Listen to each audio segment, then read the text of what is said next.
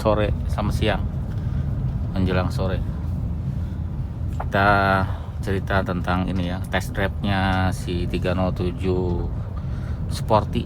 Kenapa Sporty? Karena dia short karena pendek. Kalau yang SP itu kan lebih panjang. Dan ini bedanya sama ada dua tipe yang masuk ke Indonesia ya untuk body. Kalau mesin ada berapa tipe ya, lupa, ada diesel soalnya. Kita cerita yang bensin, ya, ada 2000 cc yang SW, 1600 yang sporty ya. Kita cerita sporty aja ya, 1600. Nanti kalau udah SW kita cerita lagi. Kemarin itu ada yang pertanyaan, coba apa namanya, apa sebutannya ya, kelemahannya apa sih di 307 ya. Nah, kita cerita sini ya, kelemahan 307 Sporty. Terus kita lagi ngetes ya, karena di belakang ada bunyi-bunyi. Yang pertama itu biasanya hampir pernah ngalamin itu di power steeringnya ya, ngunci dia kan EPS ya, jadi untuk pompanya dia elektrik, tetapi untuk hidroliknya dia masih pakai minyak, maksudnya semi elektrik ya, karena dia ada hidroliknya, ada elektriknya gitu ya, bukan murni dari elektrik seperti 207 kan murni. Terus itu suka rusak. Kalau rusak ya diservis ya, atau kalau nggak bisa harus cari copotan atau ganti baru. Cukup mahal ya, untuk barunya 8 jutaan atau lebih. Untuk servis mungkin 2-3 juta, copotan juga sama segitu. Atau terakhir tuh dimodifikasi pakai yang pompa biasa ya, pasang bracket, pasang pompa. Pernah ada di video saya. Itu cerita.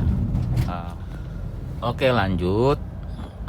Power steering itu racknya juga suka bocor ya, termasuk yang ini. Racknya bunyi, racknya bocor oli, jadi bisa diganti pakai X Singapura atau diservis. Cuma diservis sealnya tidak ada yang ori ya, yang KW, jadi nanti mungkin akan rusak lagi pada waktunya, tidak sekuat kalau ori ya sealnya. Jadi lebih bagus memang cari yang X Singapura aja lah, karena masa pakainya kan mereka nggak terlalu lama, jadi kita masih lama lagi pakainya. Itu kejadian ya di 307. Mungkin nanti kalau udah kelihatan ada yang bes oli dari rack ya harus ganti siap-siap. Jadi mahal ya untuk power steering ini. Racknya mahal, copotannya di atas 3 juta, bisa 3-4 juta. Itu untuk power steering. Terus mesin relatif kuat, paling coil ya, coil seraka rusak, coil aja sih kayaknya, sama throttle kadang-kadang suka ada yang rusak, tapi sangat jarang ya, tapi ya harus dibilangin karena kan pernah ganti. Coil sama throttle baru wire untuk di mesin. Untuk ECU relatif kuat ya, untuk mesin ada yang rusak tapi jarang sekali.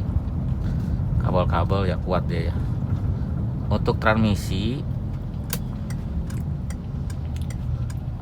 truknya nggak mau ngalah. Untuk terus sampai mana tadi? Sampai transmisi ya. Transmisi ini ya mungkin pernah ngalamin ya, karena di umur 150 itu ngalamin rusak ya. 150.000 bukan dia rewel, tapi memang waktunya ya. 150.000 itu kan waktunya dia overhaul gitu. Jadi kalau mendekati itu ya siap-siap overhaul. Tidak akan selamanya, namanya kopling dia akan rusak. Manual pun dia rusak ya, malah lebih rendah lagi. Kalau manual habisnya di angka-angka 80.000 ya, kalau ini malah lebih tinggi di angka 150.000. Jadi pasti nanti akan mulai gejala-gejala yang gak enak ya, jadi harus overhaul. Kalau ganti X Singapura juga ada. Untuk transmisi otomatis, kita cerita yang ini aja ya, bukan yang manual. Oke, transmisi sudah. Terus kaki-kaki depan paling masalah di bojoin, tapi jarang ini kuat ya. Suspensi depan, support ya sering rusak. Support sama shock breaker pernah ada yang bocor, tapi support ya itu agak lemah ya. Support mungkin ngalamin nanti support shock breaker. Terus udah ya, untuk depan kayaknya itu aja. Untuk yang suspensi belakang itu relatif kuat ya. Suspensi belakang tuh hampir tidak pernah rusak gitu. memang keras ya, agak keras, tapi dia nggak pernah rusak karena dia tidak ada torsi, dia pakai karet ya, jadi tidak, hampir nggak pernah rusak, nggak pernah ganti. Cuma shock breaker per keong sama karet. Shock breaker ya kalau bocor aja ganti, kalau enggak ya nggak diganti.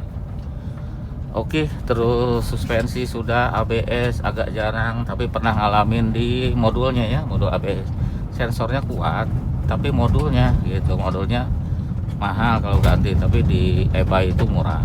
eBay itu bisa 2-3 juta mungkin ya, sampai sini yang bekas pakai, tapi kuat.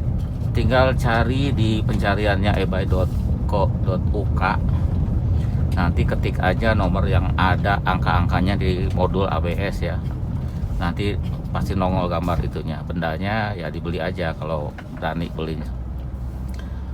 Yang udah pasti nyampe. Saya udah nggak pernah beli lagi, tapi pelanggan kita saya kasih tahu, dia beli sendiri dan nyampe, dan kita pasang oke ya. Itu ABS. Terus apa lagi ya, ini agak relatif kuat mobil ini, enak. AC kompresor ya, kalau AC kompresor EPAP agak jarang ya ini ya. Kompresornya kalau lemah ya ganti copotan atau baru ya kalau lemah, tapi ya agak jarang. Terus pen juga kuat, sikringnya kuat ya karena besar.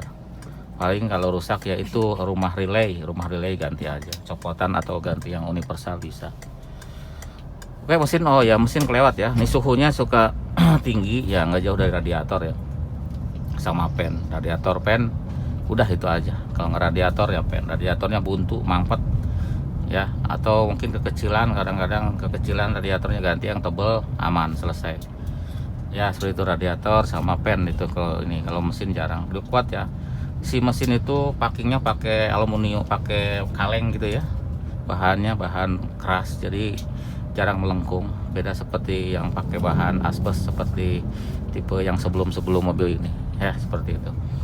Dan dia sudah DOHC ya, kalau bensin relatif lah, ada yang bilang boros, ada yang enggak, tapi ya mobil Eropa yang penting enak lah, boros sedikit nggak apa-apa.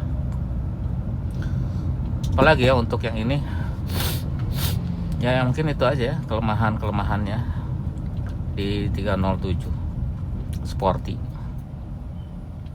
So far saya pakai juga dulu yang manual, puas banget, handlingnya enak banget ya, handling enak ya. CC 1600 ya, lebih irit kan, sama 2000 masa sama, nggak mungkin lah kan, CC kecil, beda 400.000 sama yang tipe lain, harusnya lebih irit. Ini agak sempit, tapi mereka nggak terlalu kesana, agak kesana dikit dong,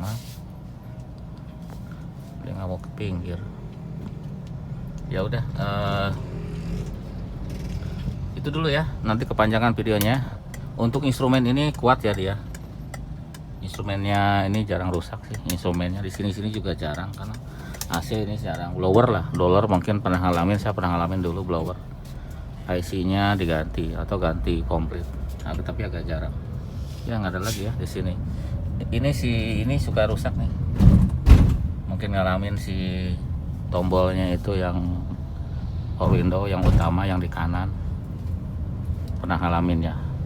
Tapi kadang bisa dibersihin, nanti normal lagi, karena suka kemasukan air pas buka pintu pas hujan-hujan. Power window kuat, paling elektriknya ya, power windownya kuat, elektriknya yang suka bermasalah, di servis bisa, ada tukang elektrik yang bisa, modul power window. Mungkin selebihnya nonton di video saya yang 307 ya, itulah kelemahannya ya di yang itu. Itu dulu, terima kasih sudah nonton. Nanti terakhir kita foto-foto penampakan luarnya ya. Oke, itu dulu, terima kasih. Temennya udah ada yang di sana. Luarnya seperti ini.